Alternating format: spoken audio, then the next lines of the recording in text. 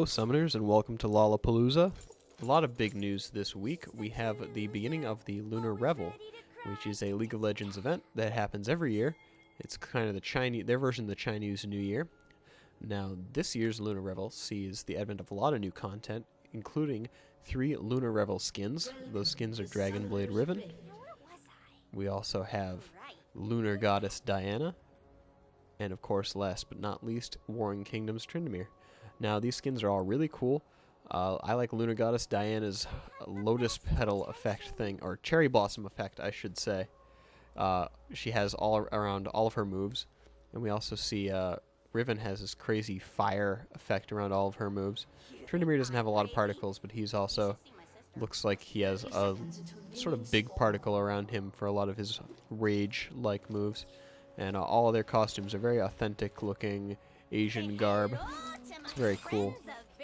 And those 3 skins are not the only thing that will be coming to us as new in-game content. However, we also have the Gong Ward and the Banner of the Horse Ward joining our Ward skins collection in the store. You can purchase those for 640 RP, or you can use them for free until the end of the Lunar Festival event. So that's nice. Get on there, make sure you pop those up and use them while you can, or buy them if you like them and you want to use them all year. Also, it's worthy of note that the Banner of the Serpent Ward and the Lantern of the Serpent Award from last year will also be available for purchase for 640 during this event, and you can also use those during this event. Up next, we have a lot of new summoner icons coming out. We've got the Year of the Horse icon, and an icon for one of each of the new 3 champion skins. Now, unlike icons in previous years, you're not required to spend RP or spend your money in any way to get these. All of these are attainable by in-game activities. So you can get the Year of the Horse icon by winning a match-made game during the Lunar Revel. You can get the icon of Dragonblade Riven by playing 2 match-made games on Howling Abyss. The icon of Lunar Goddess Diana can be made by playing 2 match-made games in the Twisted Tree line or on the Crystal Scar during the festival. And the icon of Warring Kingdoms Tryndamere can be grabbed by playing 2 match-made games on Summoner's Rift during the next few weeks. So, if you play match-made games on Summoner's Rift, you're going to at least get 2 of the 4. And then if you do a few ARAMs and you play on the Twisted Tree line or the Crystal Scar, that's how you get the other 2. It's great to see that all these icons are so readily available for Summoners this year. We also see a new addition to the League of Legends family, which is a Choose Your Path icons. It's the kind of promotion they're doing where you go online and you can vote for one of 3 icons: the Path of Power, the Path of Freedom, the Path of Truth. Each one corresponds to one of the new heroes, Power being Tryndamere, Freedom being Riven, and Truth being Diana.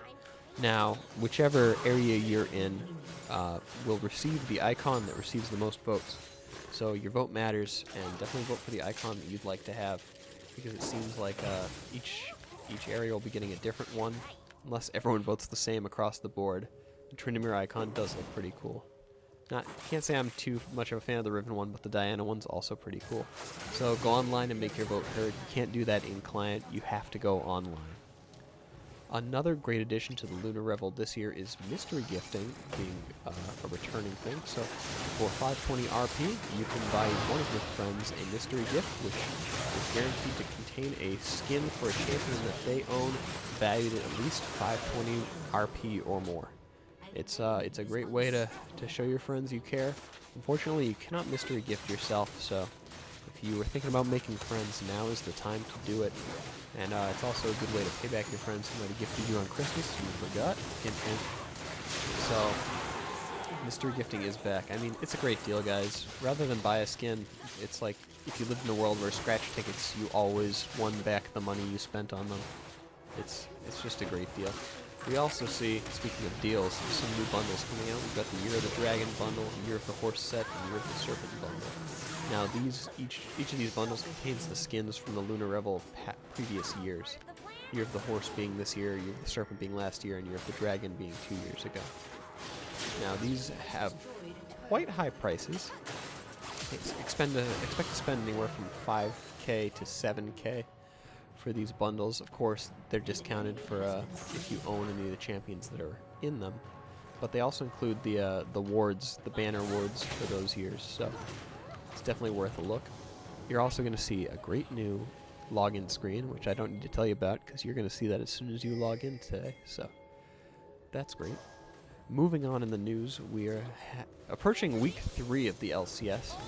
The North American LCS is getting kind of shaken up because we see that previously undefeated in North American Cloud9 team has been defeated by Team Dignitas, so they're 4-1 now, and that actually puts Team Solo Mid at 5-1 in a spot ahead of them. Now keep in mind that Solo Mid's already lost to Cloud9, but they have played more matches, so they do technically have more wins.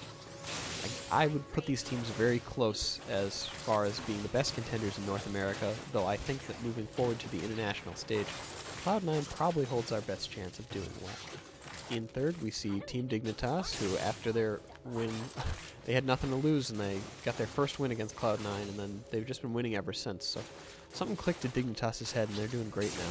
We see Curse at 3-3 in 4th spot, CLG in 5th with 2-4, Coast also 2-4, Evil Geniuses also 2-4, and XDG at 1-5. How the mighty have fallen since the days of Vulcan Tech bargains. XDG is just really doesn't have their stuff together this year. It's also funny to note that the top KDA ratio held in the NA LCS is by David Cop Robertson, who plays for Curse. He is their AD carry. So the team that's 4th in the rankings has the best player at the moment as far as KDA ratio goes. Maybe he's going to get recruited to somewhere else next year? I don't know. I think that Solo Mid, Cloud9, and Dignitas all have solid rosters, but it definitely seems like Cop is playing far outside of his team's skill level. We see Meteos in 2nd, of course, and then Kiwi Kid from Dignitas in 3rd. You actually have to go down to 4th, Dyrus, before you see a Solo Mid, despite their team being 1st in the ranking. And of course, Cutie Pie, bringing up the top performers list, is in 5th. And that puts 2 from Dignitas there, so Dignitas is showing a lot of individual strength, but I think that moving forward, our best bets for winning in the international stage is going to be Cloud9, and of course TSM has been doing it for a while, just not so well.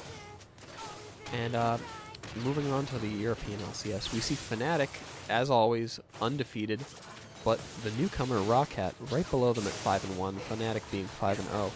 Now, Rockhat is new to the competitive scene. They're doing really well, considering. People often say that the new teams have a distinct disadvantage when they're moving into the larger LAN environment, but this does not seem to be the case with Rockhat. And actually, these two titans have yet to face off, but on Thursday, January 30th, they will. And this is the game to watch, folks. This is going to determine who the top dog is in the European LCS.